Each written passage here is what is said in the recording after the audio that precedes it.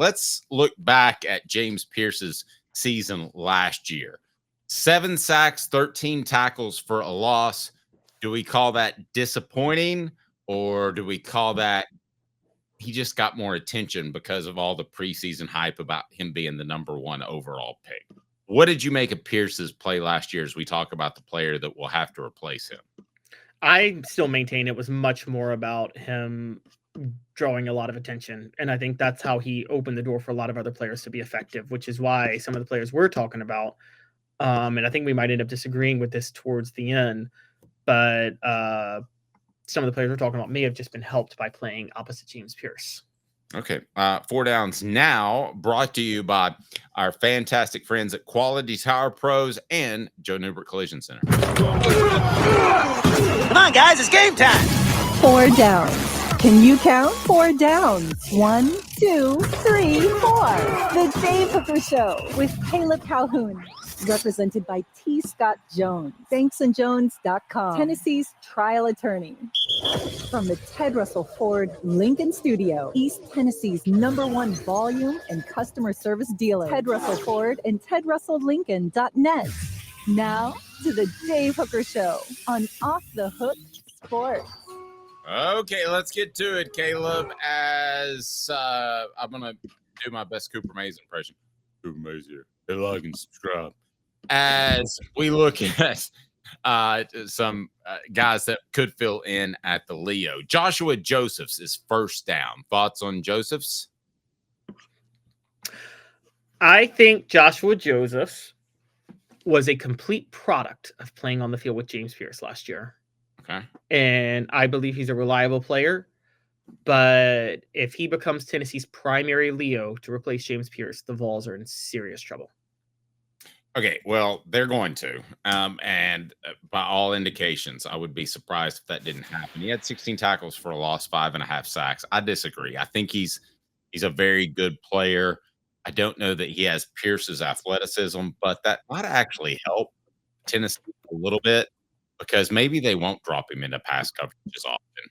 Maybe because they have to, they'll allow him to rush the passer more often. So I actually like Josephs a lot, and I think that he would have been a starter, and he would be a mid-round NFL draft pick this year had James Pearce not been a part of the program. So I like Josephs quite a bit. That surprises me you don't like him. So we do disagree on that.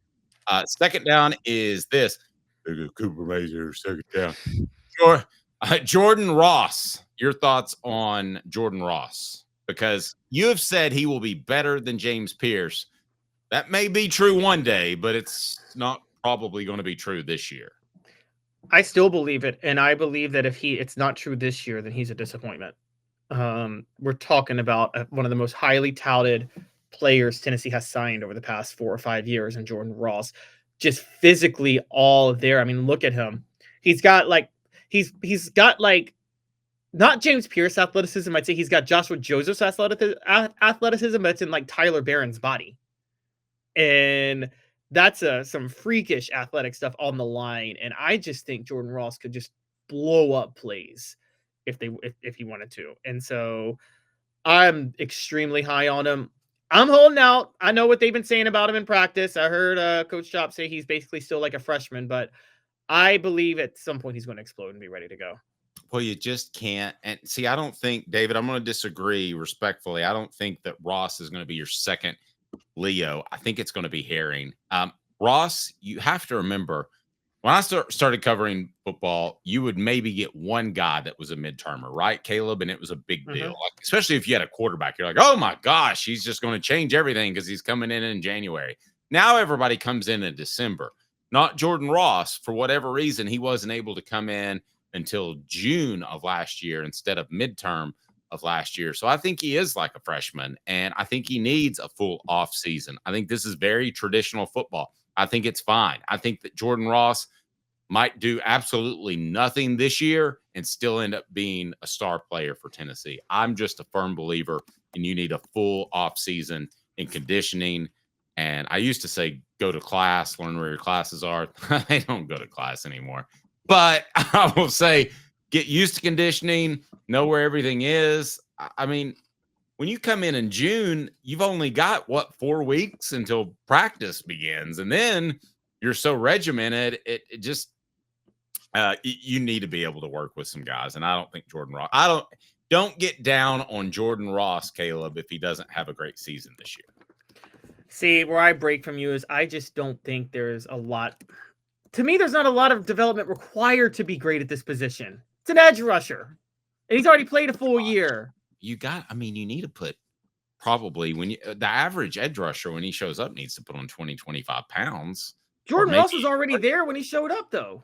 Yeah, but I don't know. There's always some baby fat there, and there's some leaning, and there's some dropping fat and adding muscle. Newbert Collision Center for nearly 50 years. Newbert Collision Center has been East Tennessee's best choice for quality repair work and fantastic customer service. Let's get to Cooper Mays, who's going to tell us which down it is, if I can find it. And yes, I can. Which down is it, Coop? Tennessee Center, Cooper Mays here. 3rd down. Thanks, Coop. Caleb Herring. I think Caleb Herring's going to be really good. I think he's going to be your second guy behind Joseph's. I know you're disappointed that's not Ross because you get all starstruck and excited, and Ross was a 5-star guy and Herring wasn't. But I'm telling you, I think that Caleb Herring's going to be really good. I know they recruited Elijah Herring to get Caleb Herring, and then Elijah Herring hit the transfer portal. And so I do think Caleb Herring could be really good, and he is moving over to – the thing that scares me about Caleb Herring, and I'm just going to say this. He was committed, expected to be an outside linebacker, and they converted him to edge rusher, and he hasn't been effective yet. So you wonder, Dave, if he's too much of a tweener. You wonder if putting on the weight slowed him down, and so does athleticism. Well, that's always a question, but I've been told he's a heck of a leader. He's 6'5", 245 pounds. Now, David echoes your sentiment, and that is Herring should be a linebacker instead of a defensive lineman. He's not as strong as the other edge guys. All right, let me play devil's And by the way, Rick Clausen was a heck of a leader. He was still a terrible quarterback. Yeah, he had a noodle for an arm. There was a small period there when I still played football a lot in the backyard that I think I could throw it as hard and as far as Rick Clausen. But anyway, David, I'm not even joking. David said Herring should be a linebacker instead of a defensive lineman. He's not as strong as the other edge guys. Well, let me offer this, David. I'm going to play devil's advocate, and Caleb said this too. Isn't that exactly what you want in a Leo? A guy who's a tweener? Isn't that what that position is? Isn't the star a tweener between a linebacker and a defensive back? I mean, to me, you're describing exactly what you want. That sort of size. But Dave, there's two types of tweeners. There's the tweener that plays great at both sides, and then there's a tweener that isn't good enough at either side. Does that make sense? There's a tweener. There's a tweener that's okay. Let's name some all-time great tweeners. Sounds funny. DeMarcus Ware. DeMarcus Ware? No, I'm in at Tennessee. At Tennessee. Eric Westmoreland. Eric Westmoreland. Yes. I always wondered if he should have been a safety. I mean, he was a guy that never could put on weight, and the way he played, he beat his body all to hell. I mean, if you're looking for one of your all-time favorite players, Eric Westmoreland should rank up there because he put his body on the line. Okay, what about this? Before he got injured, Kevin Simon, he was able to play in the secondary if they needed him to a lot of times, and he was so fast. And he lost a step his senior year, but he was more of a linebacker. But here's the problem I have with Kevin. Didn't he have 2 ACL tears? That's why I said before his injuries. Yeah, but he had one in high school, and talk about a guy that overcame a lot. You remember he saw one of his best friends get shot? I didn't know that part. No. As a senior in high school, which was similar to another player that we've talked about. Now, David with a great one. Shouldn't have been a tweener, but he was. Leonard Little. They played him at middle linebacker. Leonard Little's not a tweener. He is one position. He's a defensive end. They played him at another position. Wait a second. John Chavis is calling. No, he should be a middle linebacker. John Chavis somewhat sounds like Ed Orgeron. Not as bad, but he's got that thick accent when he talks. You know what I mean? That seems like he's just meant to yell at defensive linemen.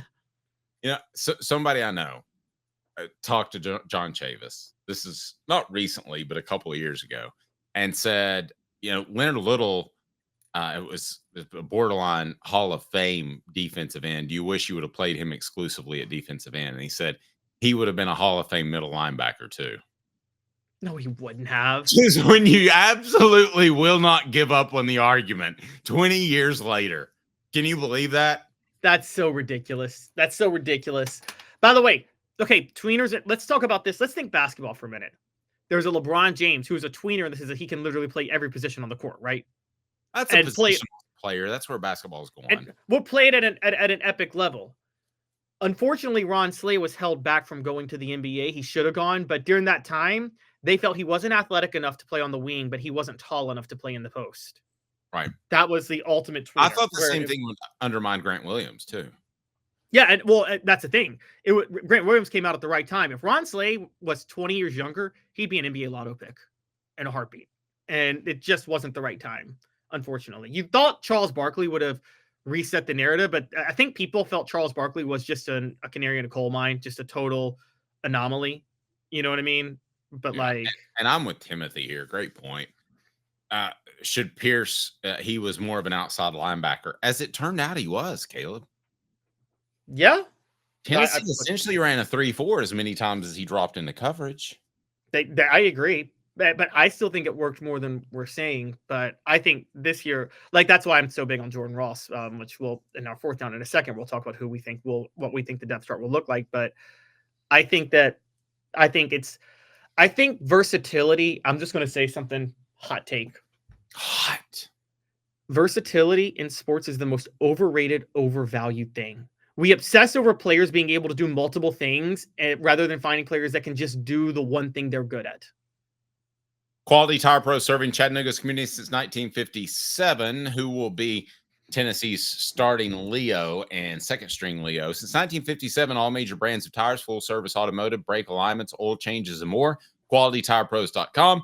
QualityTirePros.com. Tell Bo that Dave Hooker and Off the Hook Sports said, hey, Bo. All right. So how does this lineup look? I think it's pretty easy. I think it's You're not going to have Cooper give us fourth down? Oh, I'm sorry. Cooper Mays here. Hit like and subscribe. All SEC center Cooper Mays here. Fourth down. Thank you, Coop. Appreciate Why do you that. disrespect Cooper's voice? That's my bad. That's my bad. He should have played middle linebacker. I think it's easy. I think it's Joseph Herring and a third stringer to be named later. I don't want to immediately say that Ross isn't going to have an impact this year, but I'm going to go ahead and say Ross isn't going to have an impact this year. He pretty much just played special teams last year. So I don't see it. You see something out of him that I don't see. I do see something out of him that you don't see. I see All-American potential, and I think Jordan Ross may not be in the spring, got one more conditioning program to go in the summer, and then he's going to show up at fall camp, and I think Coach Chop is going to be like, dang, this guy's incredible. I got to throw him out there. And Ross will be the starter. Joseph will be the change of pace.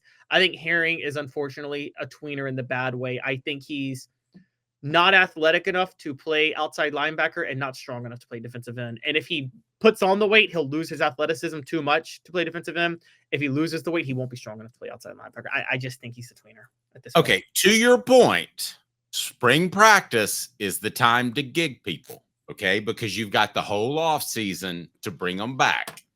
So if Coach Chop, if he came out and questioned Jordan Ross's basically his physicality, right? Is that what he questioned in the article that I wrote? Someone has basically talked about where he needs to get to. Yeah, I said he's got to play more physical. Now, if Jordan, I said he questioned his physicality.